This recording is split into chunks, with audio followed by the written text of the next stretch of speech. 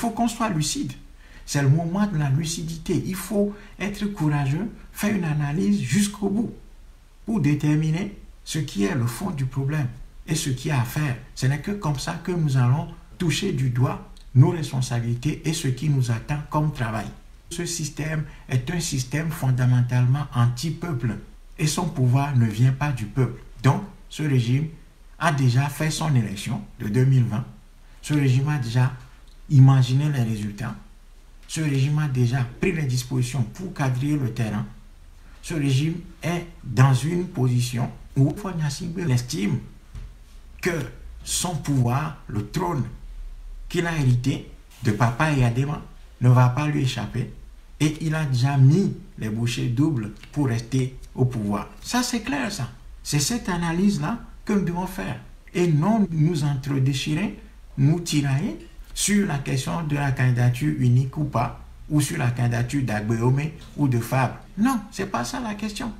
La question, c'est la responsabilité des Togolais en face d'un régime tyrannique héréditaire de type colonial. C'est comme ça qu'il faut qualifier le régime togolais. Et si nous définissons le régime comme un régime tyrannique héréditaire de type colonial, la réponse que ce type de régime a toujours appelée, et ça l'histoire nous le démontre, c'est que le peuple s'organise pour faire une révolution populaire. Il faut rassembler les conditions pour y arriver. Et il ne faut pas que les Togolais pensent que c'est impossible face à ce régime-là. La première condition pour arriver à ce mouvement populaire, c'est de faire une analyse radicale, c'est-à-dire une analyse qui touche les racines du système que nous avons en face de nous. Déterminer la nature et le fonctionnement de ce régime-là, c'est la première condition. Parvenir à la conclusion au bout de cette analyse-là que ce régime est fondamentalement anti-peuple, ce régime n'a jamais fait d'élection transparente et ne va pas en faire, que la question qui se pose à nous, ce n'est pas une question de candidature unique ou pas, ou de candidature multiple, et qu'au bout de la première analyse qui consiste à identifier la nature de ce régime, nous devons parvenir à la conclusion que ce régime est fondé sur deux éléments clés, à savoir la violence et la corruption. Surtout la violence. Au moment décisif, c'est là que le pouvoir organise. La violence, c'est là que ce pouvoir fait la décision. Et c'est en ce moment-là que nous devons aussi nous préparer pour éviter que le pouvoir fasse la décision en face de nous. Le deuxième élément pour parvenir à l'organisation, à la structuration du peuple autour de l'idée d'un soulèvement populaire sous forme d'un tsunami qui va balayer l'ensemble du système sur son déploiement, c'est voir le résultat des partis de l'opposition institutionnelle qui prétendent combattre ce régime. Voir ce que ces partis-là ont produit jusqu'ici.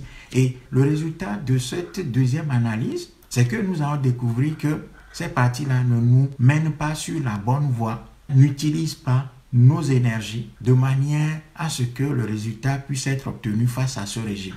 Et il y a plusieurs raisons qui font que les partis de l'opposition institutionnelle sont dans cette disposition d'esprit.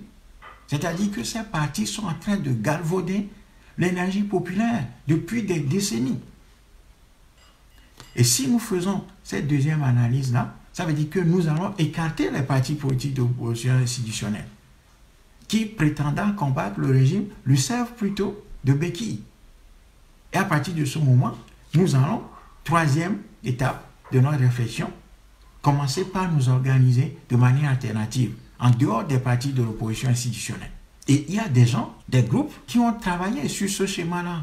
Ça veut dire quoi? Ça veut dire que les Togolais, dans leur quartier, dans leur village, dans leur ville, dans leur préfecture, dans leur canton, dans leur famille, doivent commencer par briser le mur de la peur, de la méfiance, construit très astucieusement entre nous pour éviter que nous nous organisions et que nous nous retrouvions dans des structures pour penser le pays. Ça veut dire que nous devons être en mesure de briser le mur de la méfiance et de la peur que ce régime a érigé sur plusieurs étages entre nous. Faisions tomber les raisons qui font que nous détestons parmi nous les gens les plus lucides et les plus intelligents. Cette haine envers ceux qui consacrent leur énergie à penser le pays de manière radicale. C'est ça le travail qui nous attend. Ça veut dire que les Togolais, des villes, des quartiers, des villages, préfectures, des régions, ainsi de suite, nous devons commencer par nous organiser, effectivement, faire tomber le mur de la méfiance et de la peur, de la traîtrise, de la petitesse, de la haine. Ce n'est que à ces conditions-là que nous allons commencer par faire un travail véritable d'organisation, de structuration du mouvement populaire. Et ça, nous ne le ferons pas si nous restons accrochés aux partis politiques institutionnels qui sont dans la dynamique électoraliste, qui est une machine qui fonctionne à perte depuis 30 ans, qui conduit les Togolais dans des impasses depuis 30 ans. Je dis bien que c'est une faute historique, une faute grave que de conduire notre peuple, encore une fois, dans cette machine électorale pipée, dressée pour Faure Gnassingbé et ses amis, pour le système en place, en gros. Vouloir conduire une fois encore les Togolais dans cette logique électoraliste qui fonctionne à perte depuis 30 ans est une bêtise incommensurable dont il faut sortir maintenant. Et il ne faut pas que des gens nous prennent pour des cons. Il ne faut plus que les Togolais eux-mêmes se prennent pour des cons pour s'inscrire dans ce piège à cons que sont les élections dans ce pays. Ce régime n'a jamais organisé des élections et ne va pas en organiser. Ce régime s'est organisé des mascarades. C'est en ça que ce régime s'est spécialisé. Donc, la question qui se pose aujourd'hui, ce n'est pas la question du candidat que ce régime aura en face de lui ou des candidats que ce régime aura en face de lui. Ce n'est pas ça la question. C'est pour ça qu'il faut sortir de ce débat mortifère et inutile. Il faut sortir de ce débat complètement inutile sur la question des candidats ou du candidat unique que ce pouvoir aura en face de lui. Parce que ce régime a installé une machine à fraude gigantesque appuyée sur deux instruments, la violence et la corruption. C'est ça le travail qui nous attend.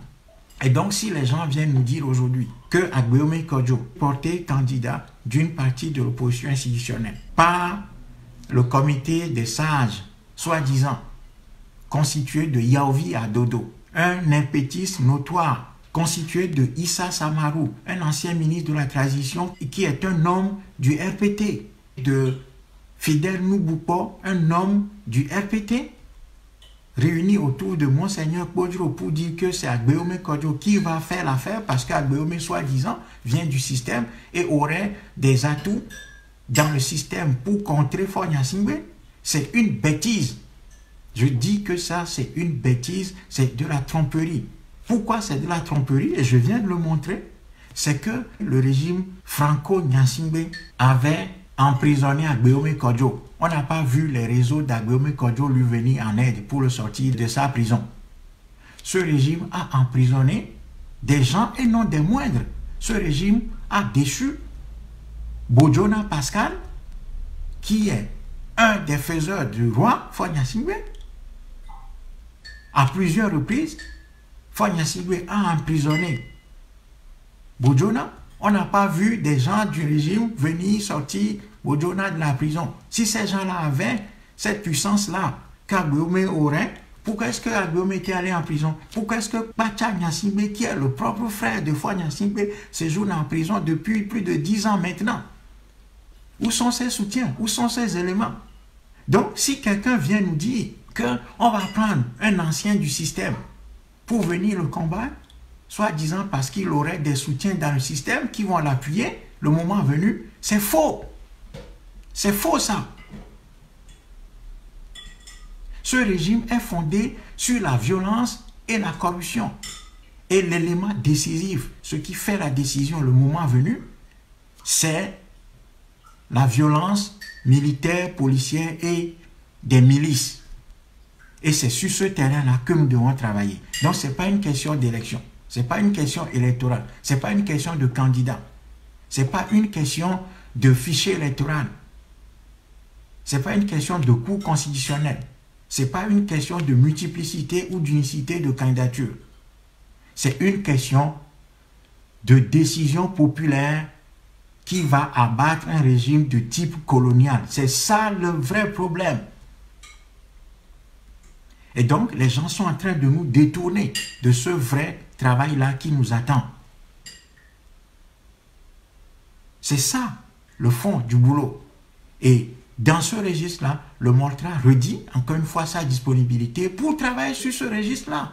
Parce que nous avons étudié ce régime de fond en comble. Nous avons étudié le système en Afrique. Nous savons comment les élections sont organisées. Donc, la question qui nous confronte, ce n'est pas une question d'élection. Ce régime est fait pour rester au pouvoir. Il a mis tout en place pour rester au pouvoir en 2020. C'est pour ça qu'il ne faut pas qu'on perde notre énergie et notre temps à nous combattre sur la question des candidats ou du candidat, sur la question du fichier électoral ou pas. Ce pouvoir s'appuie sur la violence. C'est là que nous devons travailler, mettre en place l'organisation qu'il faut pour pouvoir contenir cette violence-là et la détruire au moment décisif. Que ce soit en 2020, en 2021, en 2022, en 2023. Mais nous devons commencer ce travail-là maintenant. Faut-il de l'avoir commencé un peu plus tôt? Faut-il de l'avoir commencé un peu plus tôt? Nous devons l'entamer maintenant. Sur ce, je vous dis bonne soirée.